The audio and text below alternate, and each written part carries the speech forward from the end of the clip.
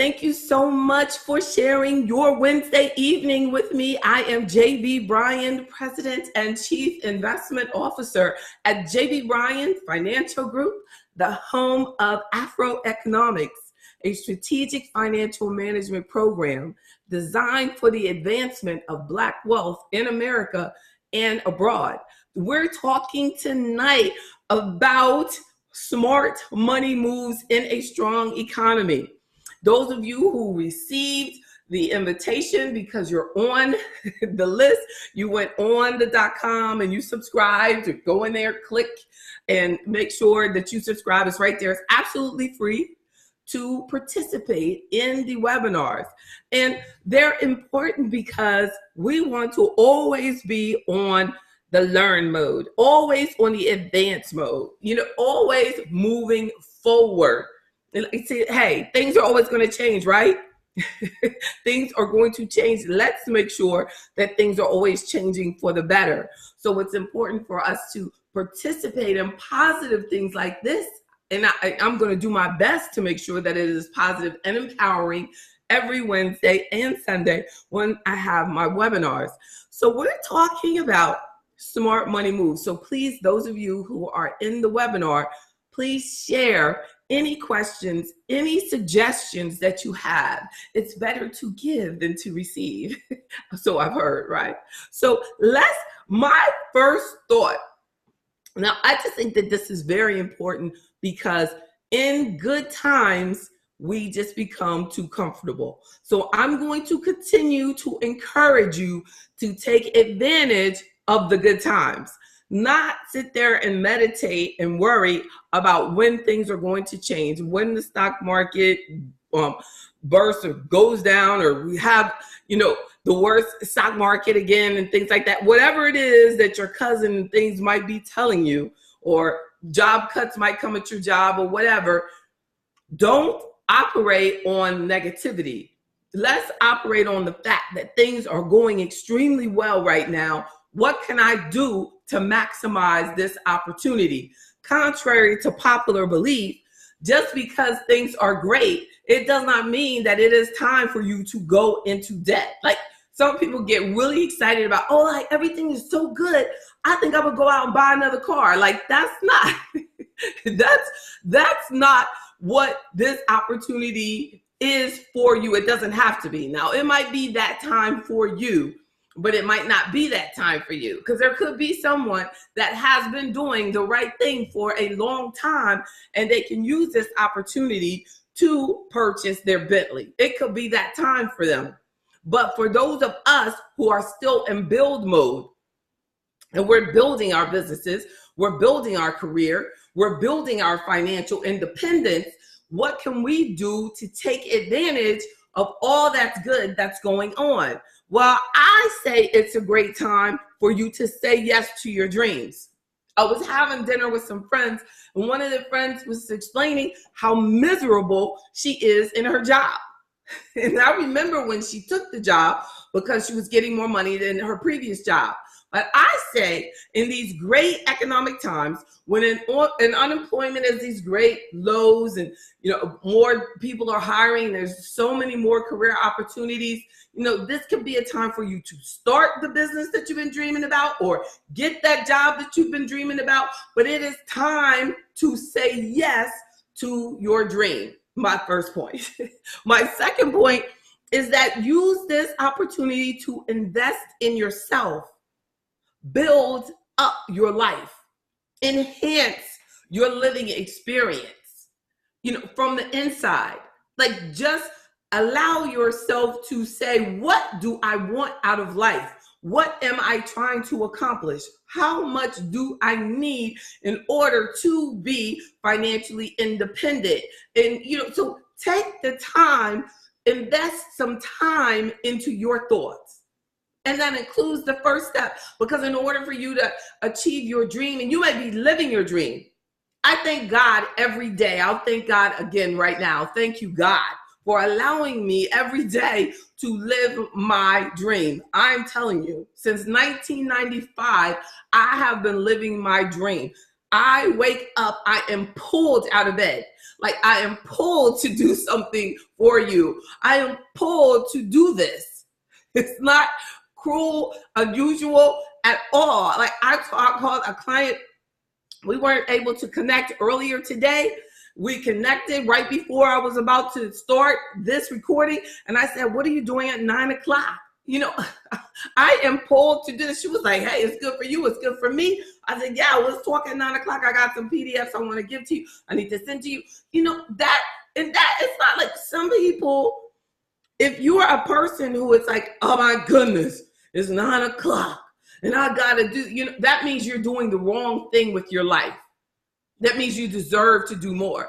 That means you need to take full advantage of these great economic times and learn that you deserve to be able to follow your dream. Why are you not following your dream? Well, it's probably going to come up in some of this discussion on things that are stopping you from being able to follow your dream. So a third point is to update your training, update your skills, like this is time. If you are in a position now, I believe that we can get extra training from things other than things that require us to spend money. I believe that a classroom is probably one of the slower ways to learn what you need to know in life. I definitely believe that there is so much information out there. If you make a commitment to read at least once a week a book, to finish the whole book, just read the book, a book written on what you want to do or what you are doing and you want to be better at it. If you just read constantly about it for the next year, you will most likely, I can say everybody, but most likely learn more than you would have if you had taken 2 college courses during that time. You know, because they're going to be, but hopefully, and then, I mean, and imagine if you, and I have that in the book where I was talking about that most people, and when they're older and they want to go back and they want to increase their skills, they have to be careful on the investment, the money, the debt that you're putting into that increasing your skills. You have to be, because you may not have the time in order to benefit completely from that increase in income. So if the point is to follow your dream, to learn more about it, then why not go right into it? Get a job. Like if you want to learn about movie production, you know, get a job in movie production. What about that? Then to go back to school and take a class on cinematography or whatever, and then you think they're really going to hire you, and you got to start. Either way, you're going to start at the bottom. Just a thought, my opinion. But update your training and your skills in these great times. Find out how you can. And my 4th point is to make a commitment to refuse to be broke. RefuseToBeBroke.com. Make sure you check it out. That's our website. RefuseToBeBroke.com.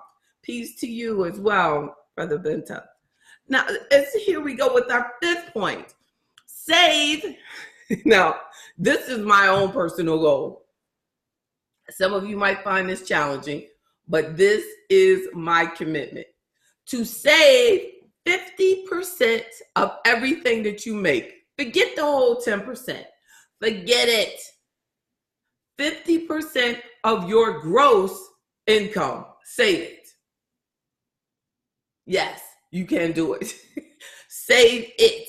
And how we're going to do it? In order to do that and to take care and make sure that because people go, I can't save that much. How am I going to pay my bills? You're going to pay your bills because you're going to increase your income, right? You're going to increase your income so that you can save more. That's what you're going to do. That's how you're going to do it. You find out how much you need to save your bills. If it's $6,000 a month, you make $12,000 a month, and I'm telling you to save $6,000, and then after taxes, you only got $4,000 left. Well, then you're going to have to make, $2,000 more. You're going to have to increase your income. You're going to have to do or reduce your bills. And I don't advocate that. I don't think that we need to get into a mentality of the only way that we can save is that I have to lower my standard of living. That you have to, now that's a way up. And that's a way that many of us, including myself, have done in order to make sure that me and my business survive challenging economic times. But if you enjoy what you have and you're not in a position to reduce your standard of living, because it's easy. If you got 5, 6 kids, if you can't do that. You're not as flexible. You can't do whatever you want to do. So you're going to have to take steps to increase the top. And you're going to have a team. You married, they're going to have to be on board. They're going to have to be team players. You're going to have to, whatever the goal is, you say, I want to save, or I want to live off one income, which is great. Your household say, we're going to save your income and we're going to just live off mine. Everybody in the household has to be committed to it. They have to be committed to it. And that savings should indeed be going into a joint account. But that definitely is something that is doable. Save half of what you make. Decide how much you want to have. You want to have $1 million. Then you got to decide how long it's going to take. You give yourself, 10 years to have $1 million in cash for you. Then you can do it. But you just have to make a commitment that I'm going to do it, because the less you save, and you say, I'm only going to save 10%, and you want to have that $1 million in cash because you want to buy some assets with it, what you have goals, what you want to do with it, then if you save less, the longer it's going to take for you to reach that goal. Correct? Right, Ms. Dickens? That's right. So you have to make a commitment to it. So I say save more, increase your income, and then you can make more money so that you can save more. That's my summary. So my 6th point is you can buy happiness. Y'all believe me? Yes, you can buy happiness. What Reverend Bozeman said, powerful concept, change your mind, change your life. That's right, that's right. You can buy happiness. How do you buy your happiness?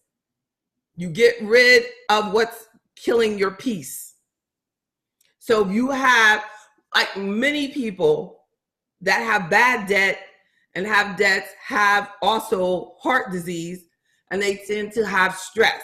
Statistically, it says that many people are stressing over their finances. So you're telling me, if I help you get your finances in order, I'm helping you buy happiness. Because you know how they say you can't buy happiness. So I'm advocating that, yes, you can.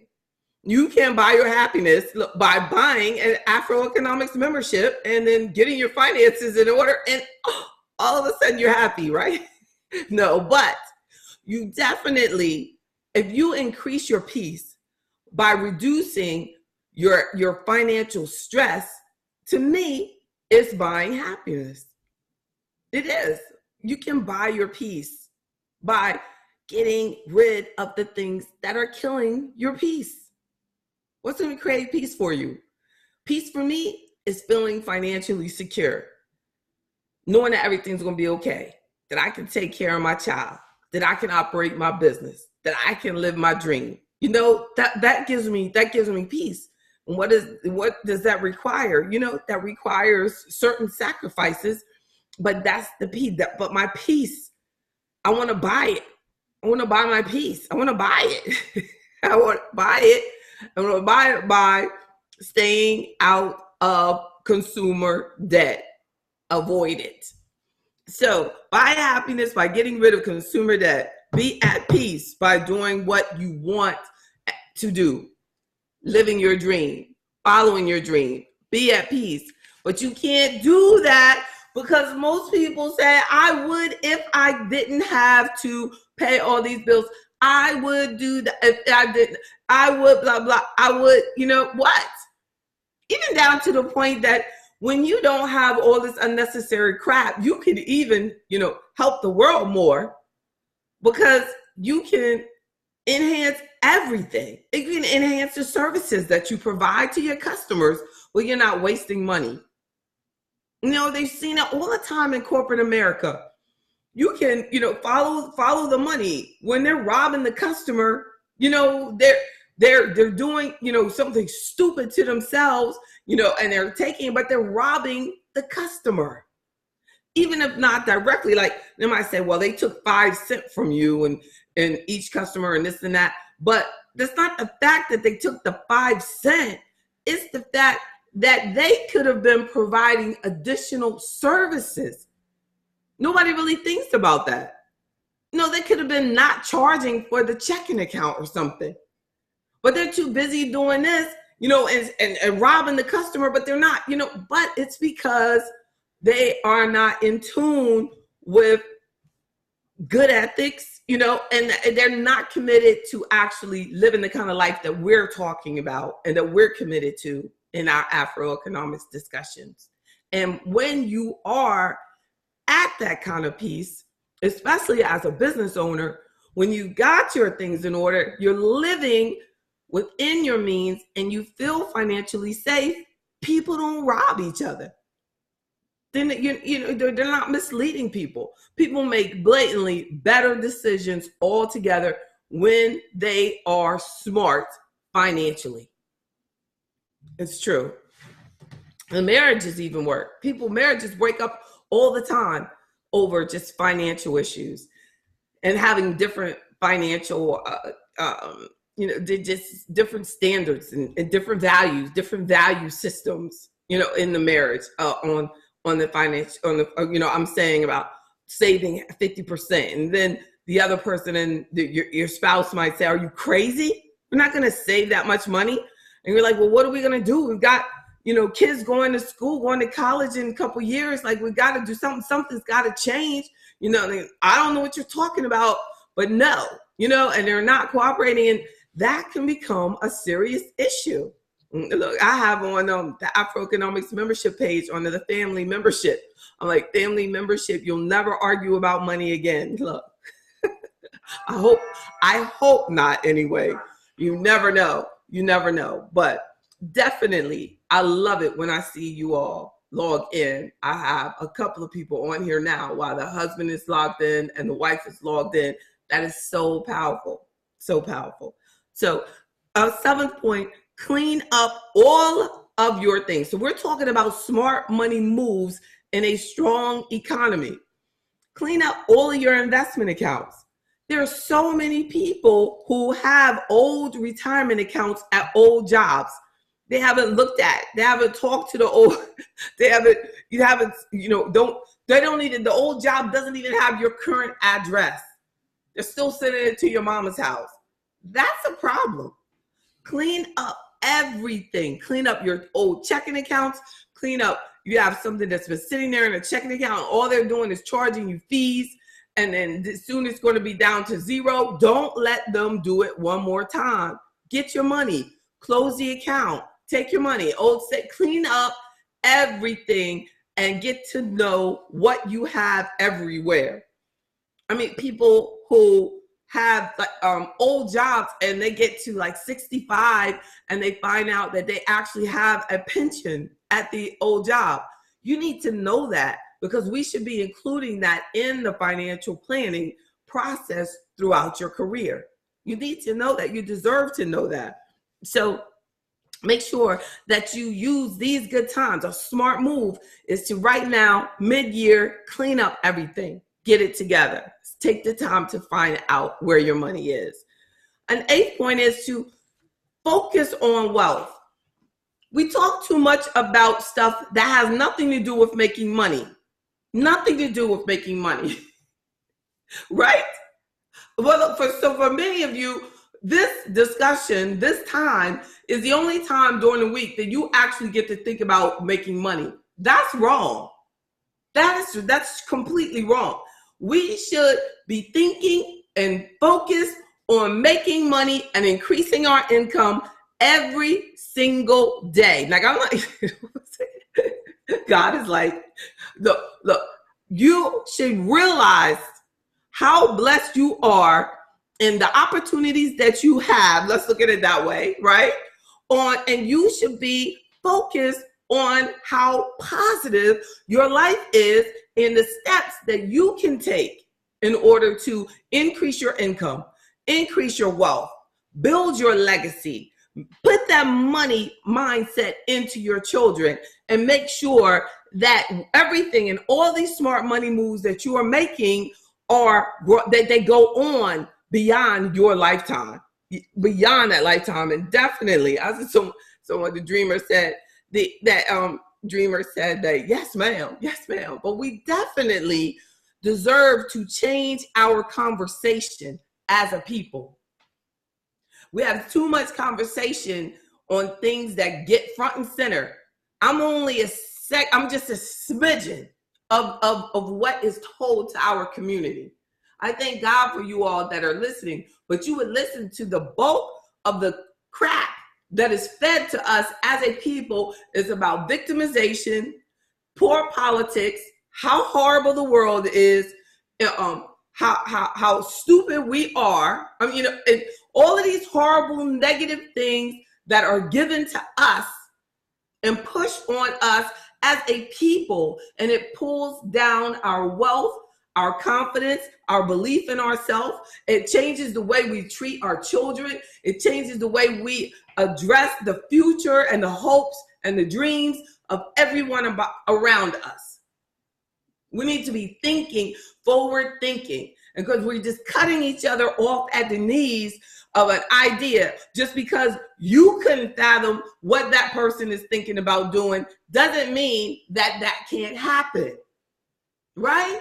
So we need to really focus on being more positive as a people, as a community. When you find yourself being negative about someone who is focused on getting their finances together, you should shut up.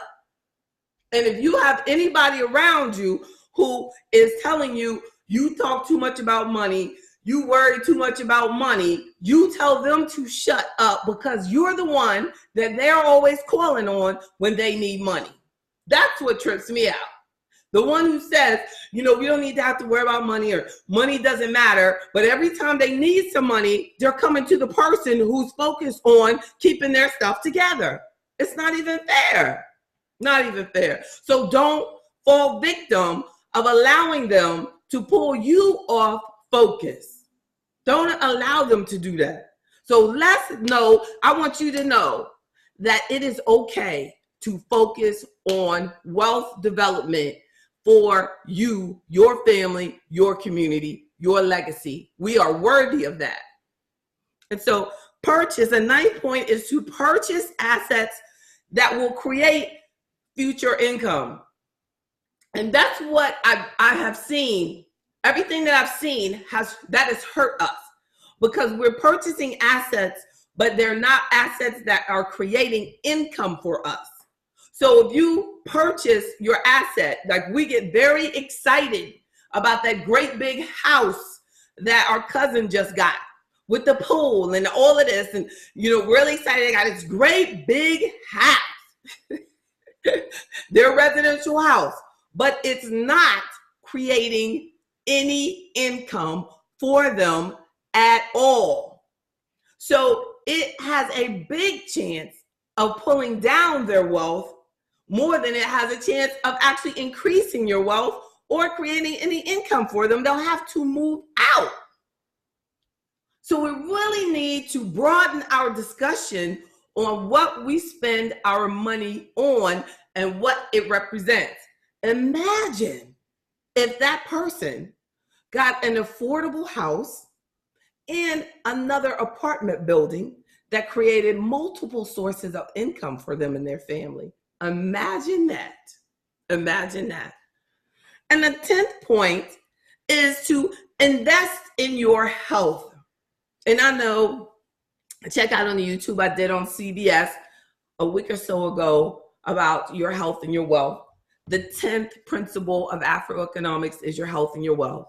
But I'm telling you, it is not okay for this large and growing percentage of Black people to be on disability. It's not okay. It's cutting into our wealth. It is pulling us down as the strong people on this planet. It's not okay. So what we have to do is make a commitment to being healthier so that we can create income longer. Because if you want to see someone that's sad, it's someone who is so sick that they can't work. They can't do their dream anymore. They can't do it.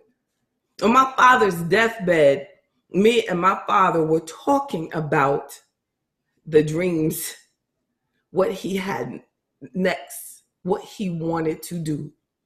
So don't believe that lie when people tell you that nobody's on their deathbed saying that they wish that they had worked longer or worked more. That's a lie. I know one thing. Dr. Curtis E. Bryan Sr., my daddy, was on his deathbed talking about what he still wanted to accomplish and do. And that's the way I feel my life will be too.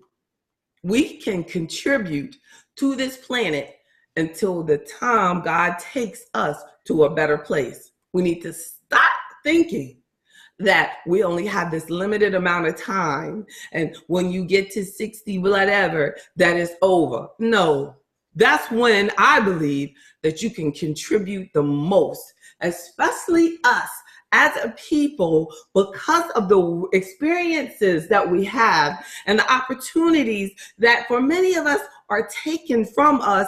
It takes a little bit longer for us to get to where we're going. But when we get there, we should not stop and we should not break our flow. So if you're 80 and you still feel up to it, you've got to do it. So that's why I say right now, while we're healthy, we have to do everything we can to protect our health. And a key way to protect your health is not don't drink, and it's not don't smoke, and it's not eat right. It is get rid of the stress. Get rid of the stress. And a lot of our stress, now it's all those other things too. You know, we got to have these healthy habits. But I'm saying stress is a major killer. Financial stress is a major killer of us. It's killing us inside, mentally, physically, spiritually. We've got to get past allowing this bad money habits to kill us prematurely. We got to get rid of it. We got to get some good habits. We got to separate from the materialism and start saving more. Get rid of that consumer debt. Don't sell your dream out for what somebody else is selling to you. You want to invest in something? Invest in your dream. Invest in you. We had a question before y'all go. You're right, JV. Be positive and think big. Thank you, Dr. Williams. That's right. Think big. Think big and think about freedom. True freedom is every day waking up and doing exactly what you want to do. So what are you doing every day? That's a smart money move, is increasing your freedom by increasing your savings and reducing your debt, and don't allow the system to own you with these consumer products and these name brands and all that stuff. Do you? You're bigger than that. We're bigger than anything that can sell us. We're bigger. We got to teach our kids. We're bigger than any Kanye West sneaker. They're bigger than any Nike. They're bigger than that. They're bigger than all of that. Big dreams. We need to be inventing software and everything. We need to be doing everything. So take advantage. I'm on your team. Consider membership of AfroEconomics. I think it's a powerful move, a powerful way to invest in yourself. I look forward to the opportunity to serve you. I'm JB Bryan. I'm the President and Chief Investment Officer at JB Bryan Financial Group, a registered investment advisory firm and the home of AfroEconomics. So if you have any questions after this please just email me at jb@jbbryan.com or jb@afroeconomics.com. And I have to thank America's Urban Radio Network for adding the AfroEconomics with JB Bryan podcast to their network. So I'm very excited about it. Check out aurn.com.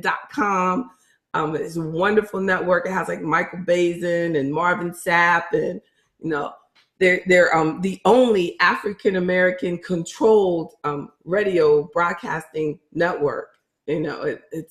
So it's amazing. They are doing their thing, and I'm really proud of them. And then I thank God for the opportunity to grow with them.